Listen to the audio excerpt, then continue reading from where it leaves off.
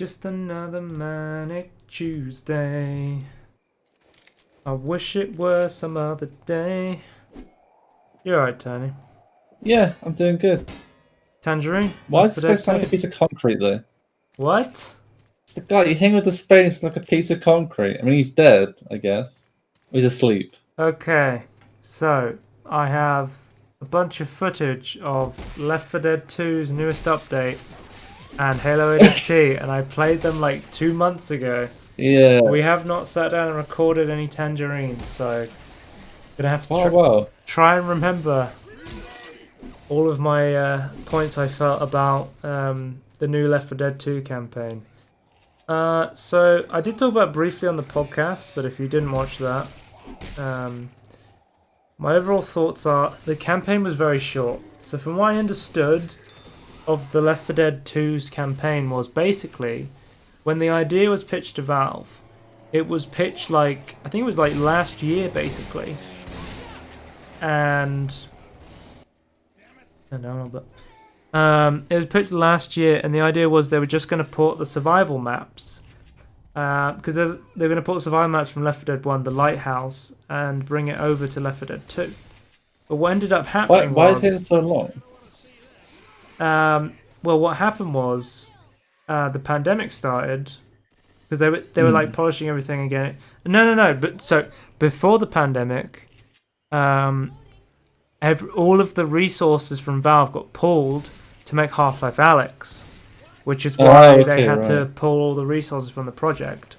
So everyone at Valve was working on shipping Half-Life Alyx at the time,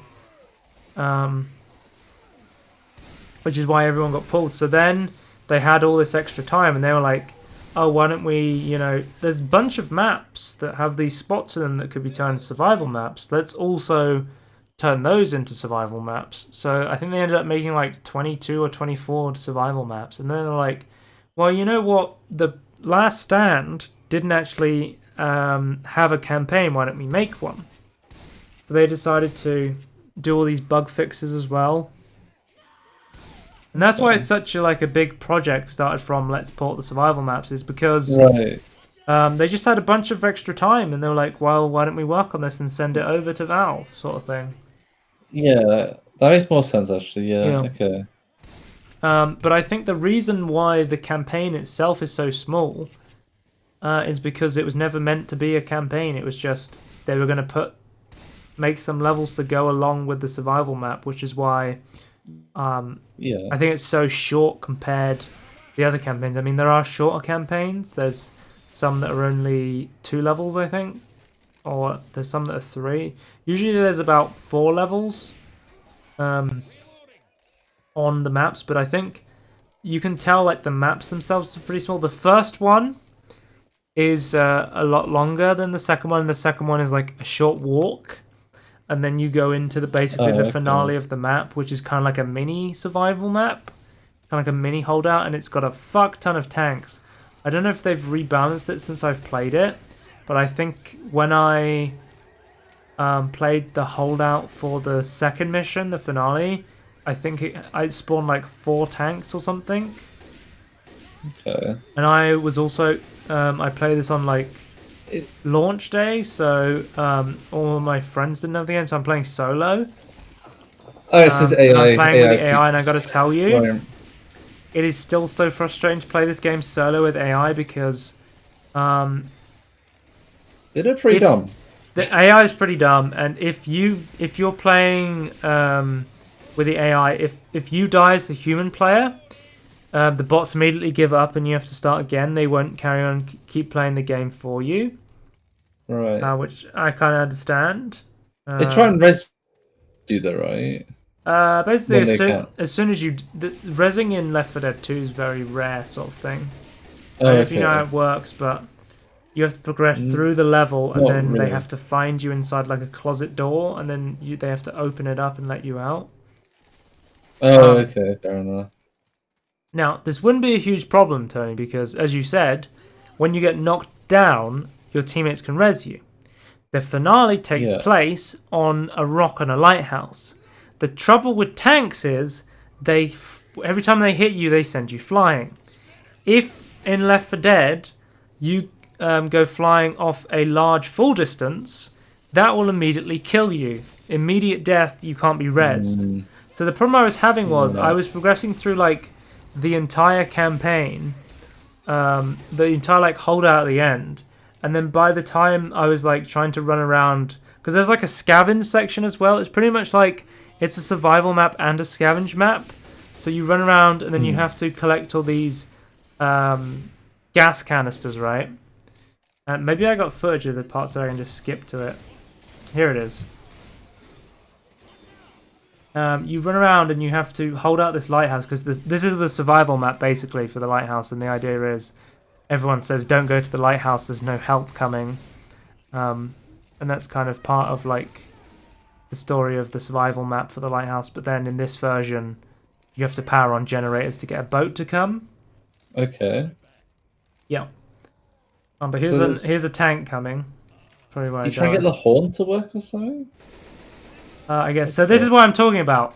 Oh, so shit. if you get hit by a tank, it sends me flying off the cliff, and then I immediately die and the AI gives up, and I have to restart the entire mission from the beginning.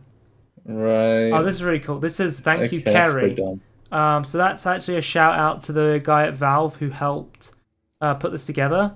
So that's the Valve employee Kerry that was working with the modders in order to get this working, because he, if you don't know Kerry, he famously gave a speech on VR doors. You remember I was talking about that at some point? Well, nobody knew what the next... You remember when Valve was like, we were releasing one game, one new... I think they said they're releasing 3 new VR games to go along with the index, and then people were like, we think it's a Half-Life VR game, and then he was talking about doors in VR, and everyone's like, these will be the doors in Half-Life 3 VR. And then, anyway. Okay. This is like a short section, basically, before the finale. So this is the part 2. Basically, you go to this, like, watchtower, and then you walk up the hill and you're at the lighthouse. So the second part is really short. The bulk of it is the survival and the refueling and stuff. I don't think I have footage of me beating it because I spent so long trying to beat it with the bots, and then I kept getting knocked off the hill by the tanks. They may have patched it slightly to make it a bit better, I'm not sure. Hopefully they did. You don't just keep getting KO'd by tanks all the time. I think they may have reduced the tank spawn rate on that mission specifically. Might be a bit playable, but... Could there not... Is there other zombies that would have made more sense there, do you think?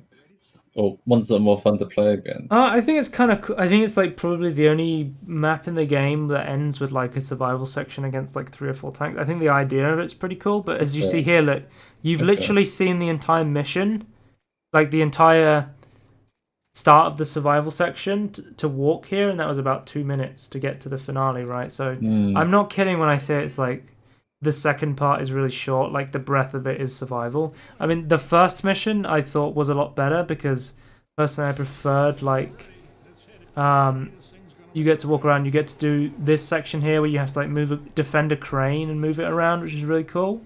I thought the first part was a lot better in my opinion. It was definitely a lot longer. But yeah. So I think, because I really wanted to go in and play a new campaign in Left 4 Dead.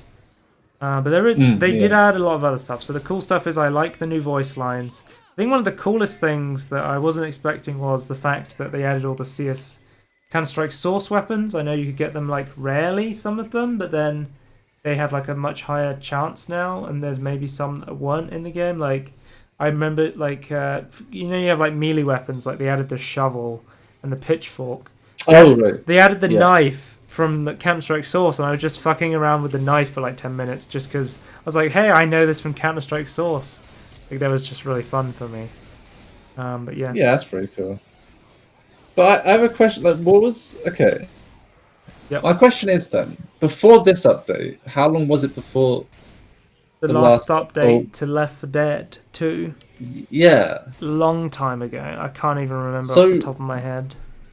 My question is, why suddenly now has it been like it could have ported the last map to Left 4 Dead 2 ages ago? Because Left 4 Dead, or Valve themselves, has no interest in making content for Left 4 Dead 2 because at this point it's not got a huge player base. It's like, it's got dedicated fans, right? Right, so they're the one that initiated it, Yeah. not Valve. Okay. I think it was just any update that came to the game was bug fixes, basically, or exploit fixes. That's kind of like the TF2 support was like, if the game can be exploitable, we'll bug fix it, or if it can have like a slight, we can fight glitches. Like the game's been on, like I'm reading through the notes. The past couple of years, it's been like exploits and bug fixes. Basically, I can't even find when the last actual piece of content for the game. It was years ago. Yeah. I think it was the bridge map. The Sacrifice, maybe the last one. Okay. Well, that might have been for Left 4 Dead 1. Can't remember if it was for Left 4 Dead 1 and then they re-released it on Left 4 Dead 2. That was on October 5th, 2010, so I feel like that couldn't be the last one. When was this game even released then? Left 4 Dead 2? Yeah. 2008. That's what I'm going to get. TF2 is 2007, I know that for sure. Okay. I think I'm going to go like 2008. That's 2009. Okay. November 2009. So yeah, somewhere around there. Okay. But they started like pumping out campaigns because they ported the Sacrifice to Left 4 Dead 2 as well.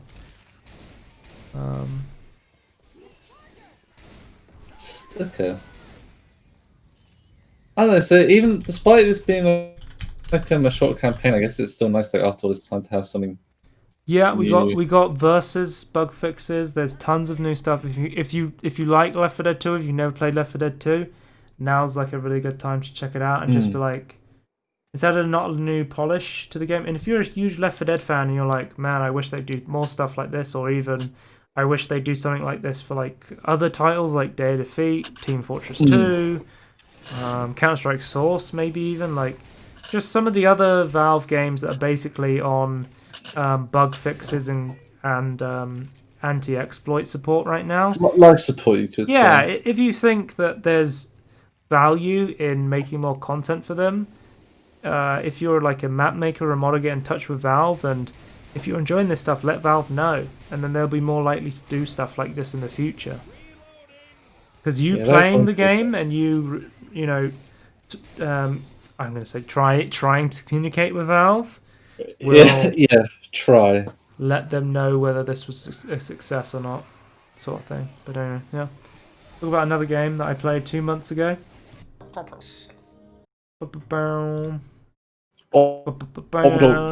trooper. Yep, Halo ODST. Yes. Now, this game was definitely probably one of my favorite Halo games at this point. Oh, really? Okay. Like, I've played through it the whole campaign once, and then I've gone back and played some missions for achievements and stuff, and playing it at different difficulties. I can see why people consider like Halo 3, Halo 2, ODST, and Reach some of the better, Halo games. And ODST is like, it's such a weird Halo game because it's almost not like a Halo game. And the reason I say that is because it's almost like a neo-noir jazz game in a lot of sections. Like, Halo 2 is famous for having the Halo theme, but then with the electrical guitar versions, like explosions, Covenant, Flood, everything. It's like this massive story. The Arbiter, you have to join forces with him. Grave mines coming together. This big worm from the Flood. And it's like all these things are going on. And then ODST's like, you're just a rookie.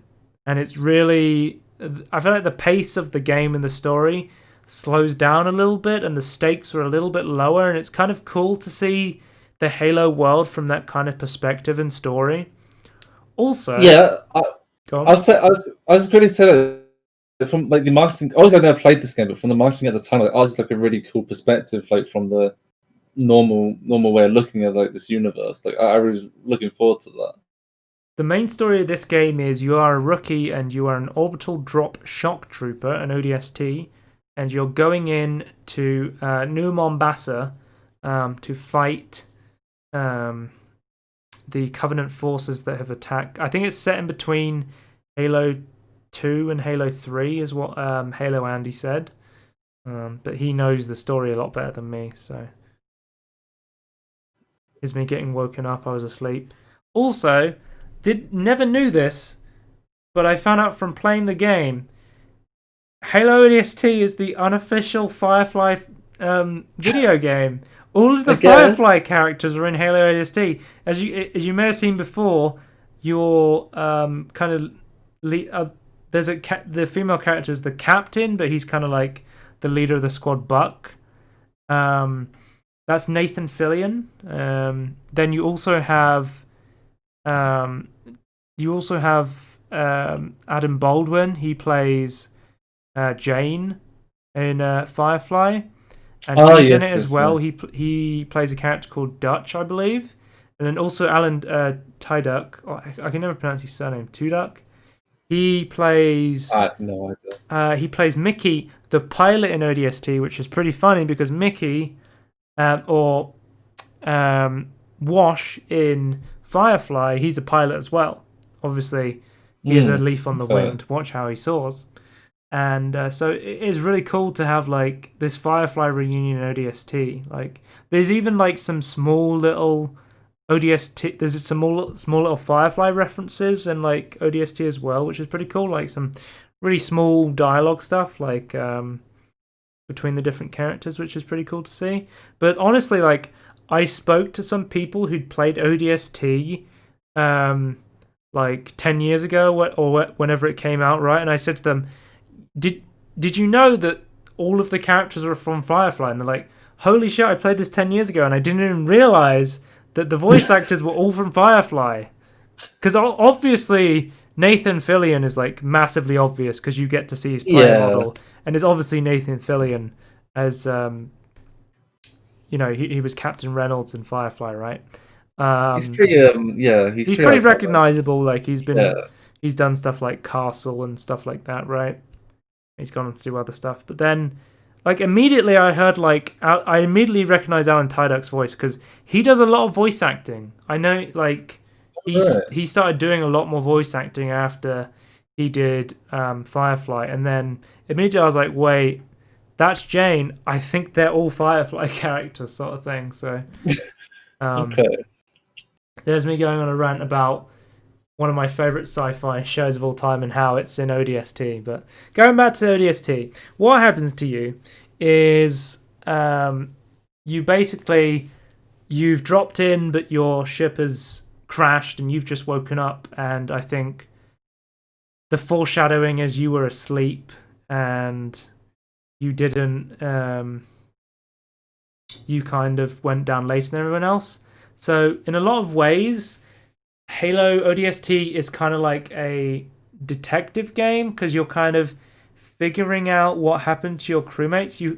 Every mission in between the other missions is called the streets. So that's where the noir part coming in, like kind of detective work. It's got this weird like sci-fi noir feel, and it's the music of the game is what I would describe as if Halo 2 is the electric guitar Halo game, ODST is the smooth jazz Halo game. Right. Okay. So you have these sections called the streets, which you basically can walk through and get to the objective to try and find the thing you're looking for to trigger a memory of what happened. But you can fully stealth these. This is like also again probably one of the only Halo games where you can stealth as well. There's like a detection system on the mobs, which you can walk past them, you can go behind them and execute them, sort of thing, so they don't hear you coming. Okay. And also, another cool thing about the Streets mission is it's kind of open world, whereas Halo all the Halo games are pretty much you get put into a mission and then you try and get to the end. So, in my opinion, the bad Halo games, they put you in a mission, they go get to the end, and they're like straight corridors. They're like your Halo Combat Evolves, where you're playing maps like the Library, where it's just a straight grey walls, the Flood, walk this way. They all right? look the same, yeah. Whereas, like, one of my favorite Halo games is like Reach, where there's a beginning and an end, but there's cool ways to get there, and there's different paths. ODST is like, hey, here's this huge open map. Now, you don't have a mini map. You need to use this map to try and locate your way around it. So when I saw Infinite, I was like, man, I wonder what like a open worldish kind of Halo game would look like. You kind of get to see what that's like in ODST, and I got to be honest, it's pretty fun. So yeah, you go from the streets mission. The game's kind of broken up. I think it's one of the more Halo games with more missions. Like, there's quite a few missions, but of course it's broken up into these street sections. So you go from the streets, you'll find like a helmet of your crewmate, and then you'll use your detective skills to figure out how that helmet got there. And then basically your next mission will be playing as that character, and you'll get to see how that ended up becoming true, sort of thing. So I'll skip forward a bit. I'll show you what. So this is what I'm talking about with the mission. So you can place down like beacons, but you have to use like this big map to try and navigate your way around this big city. And also like the AI, there's like an AI in the city that's like helping you, and it lights up like street lights and shows you around and stuff. Like the AI of the city is helping you as well, which is pretty cool to see. Like, it feels like a real living city, and that's something you don't really see in a Halo game.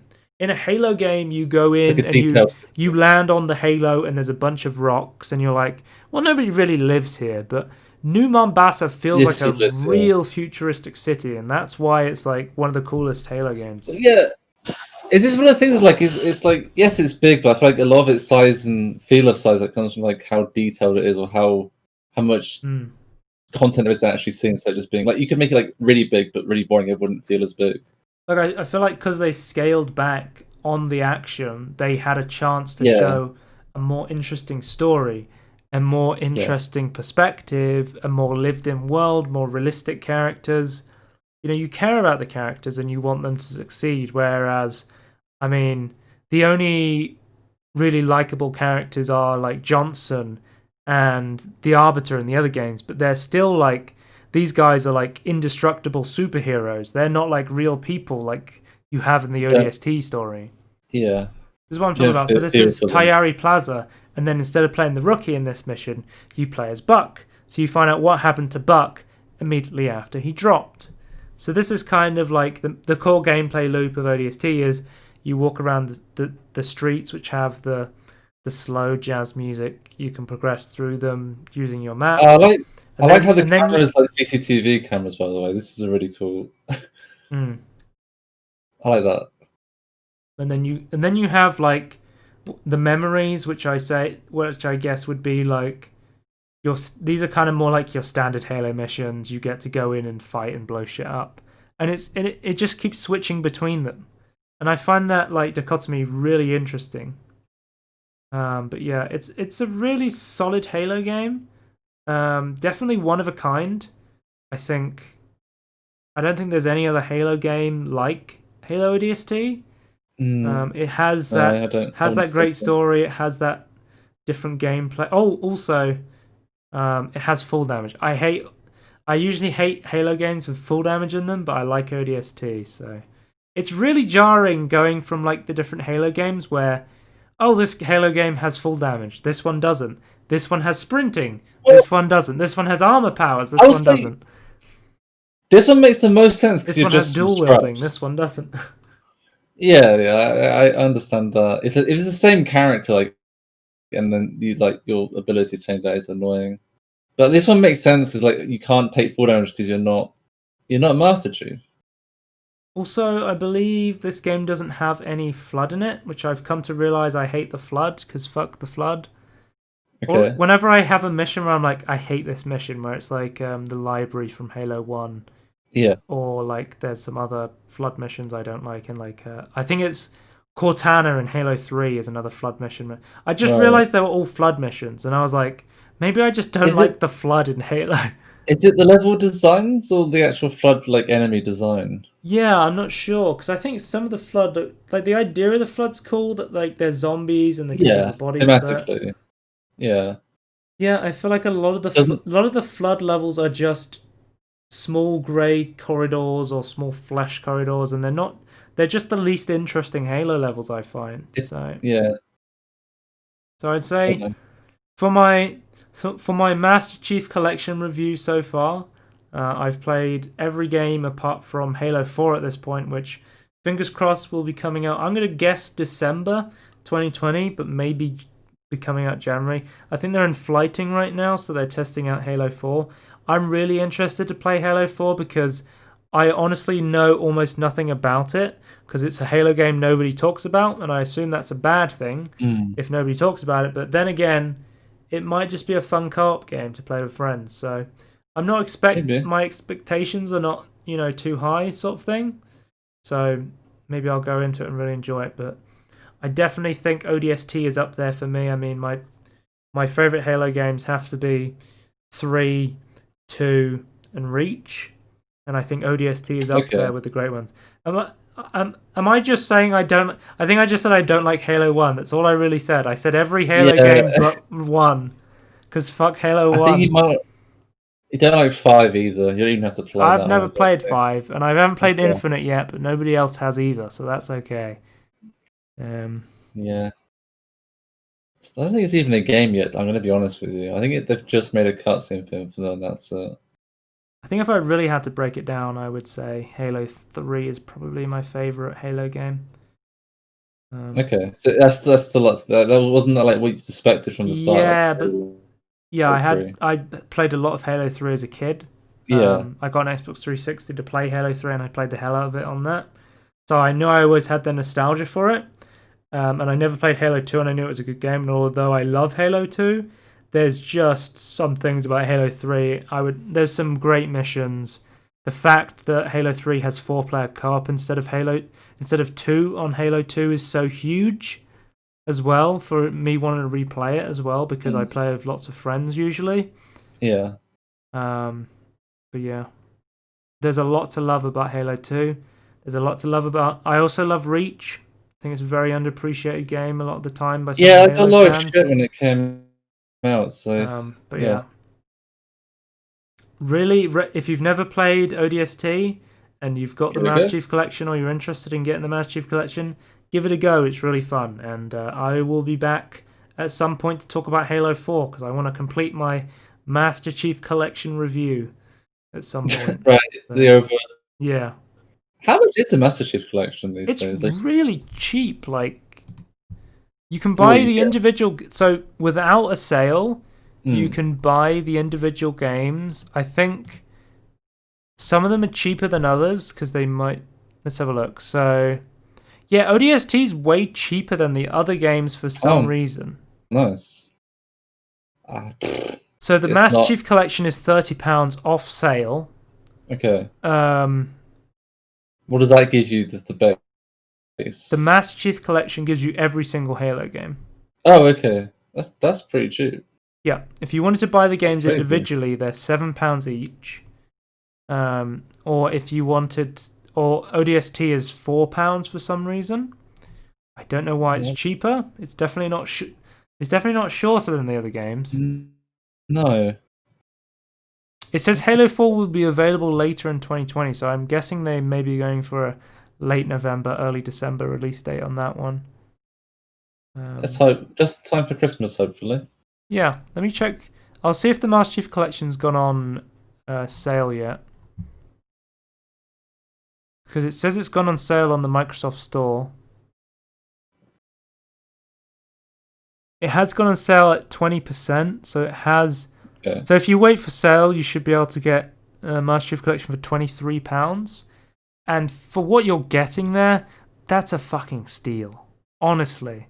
Like, I would consider buying each one of these games for like £20 each. Like, they're that good. Yeah. But the amount of content they've added for the like the fact that you can go back and you can play all of these games remastered cutscenes on Halo 2, remastered graphics on the games as well. Also, you can finally play Halo in high refresh rate, FOV options. The multiplayer is great as well. I've been fucking around on Halo 3 multiplayer a lot. I love that. Mad nostalgia for that as well. There is so much value in the Master Chief Collection that I would recommend it pretty much based on the, the content of most of the games before they've even come out. Like, it's probably worth getting, like, just for Reach or just for Halo 2 or just for Halo 3. Like, that's how good of a collection it is at this point. But yeah, that's that's my thoughts on Halo. Drop Trooper. Yes. ODST and Left 4 Dead 2. Definitely check those out if you're interested. And that's Tangerine. Goodbye. Bye.